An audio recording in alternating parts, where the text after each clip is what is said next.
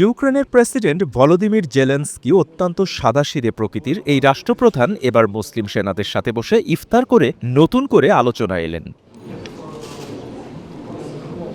বৃহস্পতিবার স্থানীয় সময় ইউক্রেনের প্রেসিডেন্ট ভলোদিমির জেলেনস্কি ফ্রন্ট লাইনে নিয়োজিত মুসলিম সেনাদের সঙ্গে ইফতার করেছেন।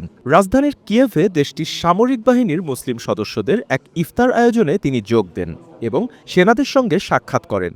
Робити сильні дипломатичні кроки заради миру, справедливого миру в Україні, почати створювати план реального завершення війни і гарантування безпеки кожному і кожній.